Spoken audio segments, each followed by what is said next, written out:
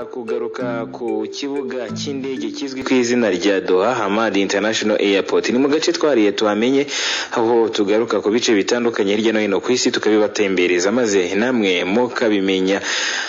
Iki kibuga cy'indege giherereye mu majyepfo y'umurwa mukuru wa Qatar Doha, kikaba kimaze imyaka 7 yonyine gitangiye kwifashishwa mu ngendo zo koga ikirere kuri ubu ngubu, ariko kikaba gifatwa nk'ikibuga cy'indege cya mbere kihagazeho kurusha ibindi ku isi. Kw'iyi mihanda ari kw'iyi myaka ari mike cyane berwaga kuba Prudence, watubwira icyafashije iki kibuga cy'indege cya Doha kuba gihanganye n'ibindi bibuga mpuzamahanga, ariko kikaba usanga ari igihangange cyane bigeze ahangaha, nyamara iki gihe kimaze ari igihe gitoya. Ikaze.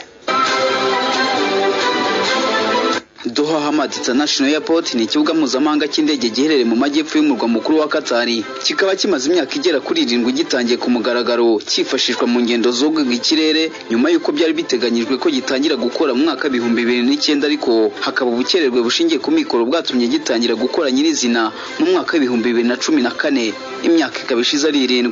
Kugeza ubu nicyo kibuga cy'indege gifatwa nk'ikihagazeho ndetse gihenze kurusha ibindi ku isi, kuko kuva cyatangira imirimo yacyo cyahise kigaragaza nk'ikiza kurusha ibindi byose biherereye mu burasirazuba bw'isi, hatanarengejwe ngo ibindi bibuga mpuzamahanga byari bisanzwe bizwi nk'ibikomeye. CNN Travel ivuga ko mu gihe ku bindi bibuga by'indege abagenzi bahagera nibura amasaha 2 mbere y'uko indege ihaguruka, ho siko bimeze ku kibuga mpuzamahanga cya Hamad, kuko abagenzi bakigeraho mbere y'amasaha agera kuri 4 cyangwa arenga mbere yo gutangira urugendo rwabo. Kandi ibi ngo ntibiterwa n'indi mpamvu idasanzwe, yaba iy'umutekano cyangwa iy'abantu b'uruvunganzoka, ahubwo ngo nuko abagenzi benshi baba bifuza kubanza kumara umwanya uhagije basura ndetse banatembera kuri icyo kibuga cy'agatangaza, bo bavuga ko kibengerana.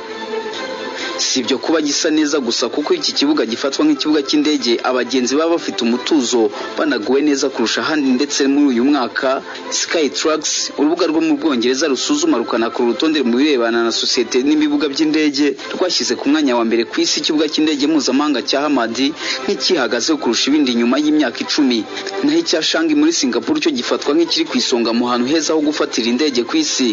Doha Hamad International Airport ni ikibuga gikoreshwa n'abagenzi barenga miliyoni 30 ku mwaka, ndetse kinashimirwa ukuntu cyari cyarateguye uburyo bw'imakaza isuku na mbere y'uko haduka icyorezo cya COVID-19, kandi imiterere yacyo itanga umutuzo usesuye kuri bo. Uretse kumva amajwi y'abayisilamu mu gihe cyo gusenga bizwi nko gutora zana bikorwa inshuro 5 ku munsi, iki kibuga gitamirijwe ibihangano binyuranye by'ubugeni, kikaba urukerereza abagenzi bagorwa no kuba babirengaho batafatiye amafoto y'urwibutso.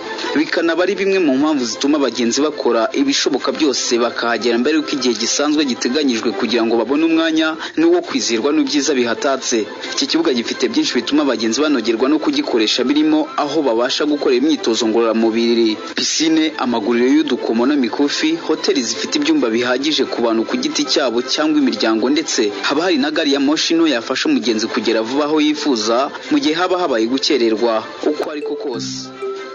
Ndi berwa Gakuba Prudence, iyi ni Isango Star.